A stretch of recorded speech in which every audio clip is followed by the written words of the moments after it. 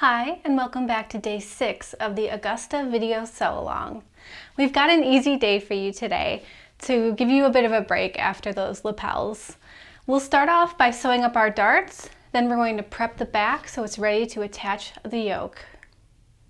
Let's start by talking a bit about our darts. I'm making a shirt from the 0 to 18 pattern range since I want to wear it when it's done, but if you're using the 14 to 30 pattern, you may have noticed that your darts look a bit different than mine. On the 0 to 14 pattern, we've removed the dart take-up to reduce the bulk. Again, the dart take-up is the fabric that's folded into or taken up into the dart. I've removed the dart take-up from one side of my shirt to show you how it looks. First, I'll show you how to sew up the side with the dart take-up, and after that, I'll show you how to sew it up when the dart take-up is removed. To sew your dart, you're first going to fold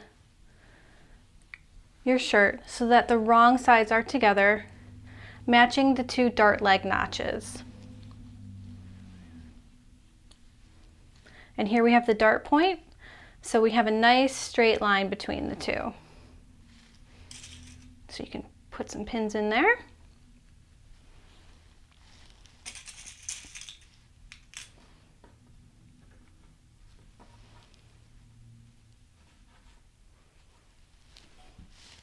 Now we are going to sew in a straight line from the dart leg notch to the dart point at your machine. If you want to, and you feel like you're not going to be able to sew a perfectly straight line, you can mark that in with a piece of chalk. I'm using this chalk pencil again. So we'll head over to the machine. We're going to start at the dart leg notches. We're going to continue up to the dart point. All right, so you're going to slip your dart under your machine.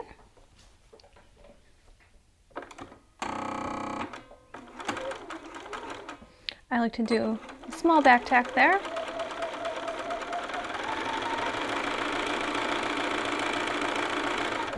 Remove your pins as you get to them. And here's our dart apex. So we're just gonna stitch right off the fabric there. I do usually back tack a tiny bit. Clip your threads. And your dart is now sewn. You can remove any tailor's tacks you had in there. We had one right at the end, so I'll remove that. Now that our dart is sewn, we need to press our dart. So grab your ironing board. I like to use a ham to press my darts since we're pressing a 3D shape. Just lay it under, and the dart take-up is going to be pressed towards the hem, so press it down. Grab your iron.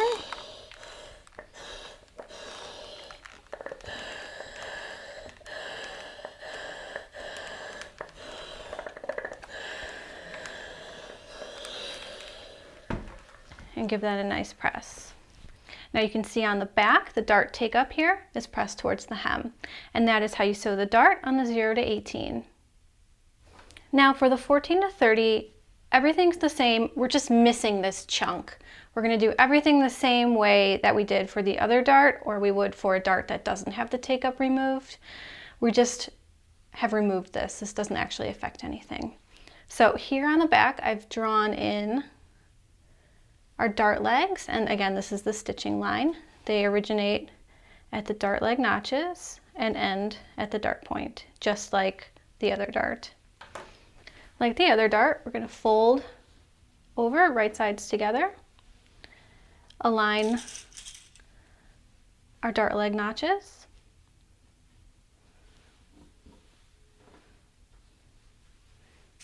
put a pin in our dart point. And you can see this cut edge aligns, so you'll be sewing a 1/2 inch seam allowance along it until this 1/2 inch seam allowance disappears, and we're just going to be sewing to the point like we would for any other dart. So now let's head over to the machine and I will sew this up. All right, so again, Align your needle.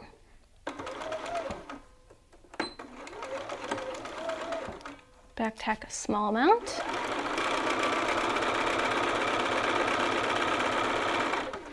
And continue sewing along your dart legs. Our apex is here.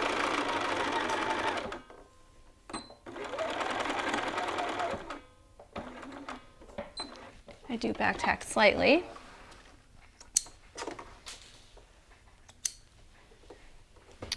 And then again, you're going to remove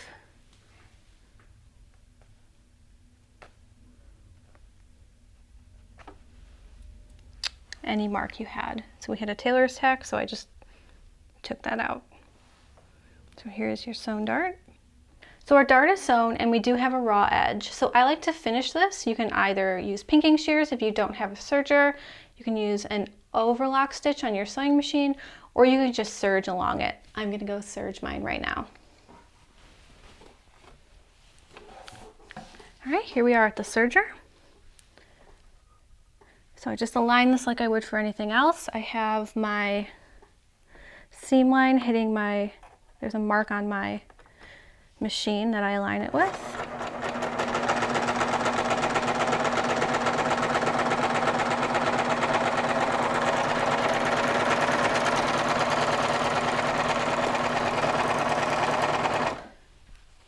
So here you can see my serged edge. I'm simply going to trim that end off because it is finished into the side seam. And at the inner edge, this isn't finished into anything. So what I'm going to do is I've left a thread tail. I'm going to thread a needle. And then on the back side, I'm just going to bring it through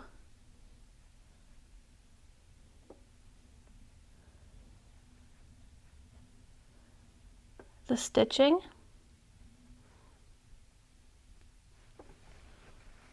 In one direction. And I'm going to go back a few stitches in the opposite direction. Trim my tail. And this anchors the stitching so that it doesn't come out while you're wearing it. Now we need to press our dart. The dart allowance, which is not so much of a take up here as it is a seam allowance, will be again pushed towards the hem. So lay it out over your ham.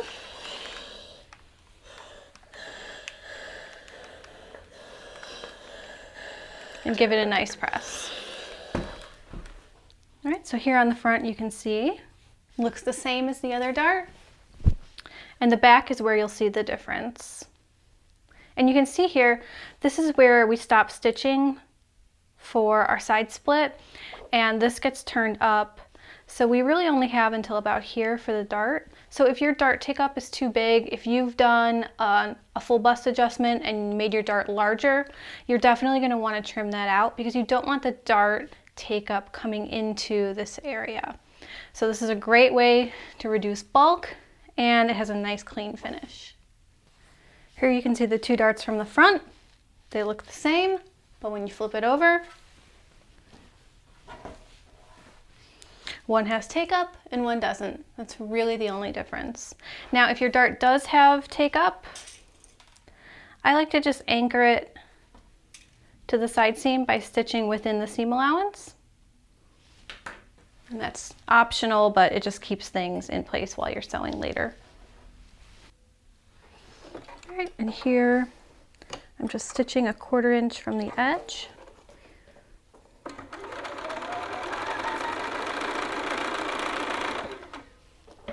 No need to back tack on this. All right, now here at the back, we have 5 notches, our center back, and then 2 outer notches. These 2 are what we're going to fold along. So to start, take your outer notch and bring it into the center notch.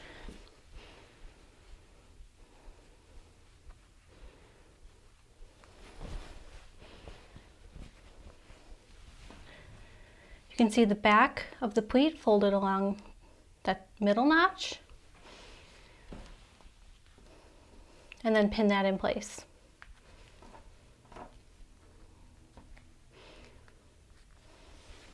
Now we're going to do the same for the other side. Take your outer notch, bring it in to the center,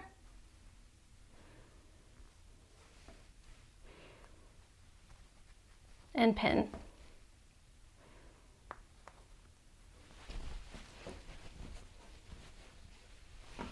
So now what we need to do is stitch across the folded pleat to anchor it in place. So let's go do that now.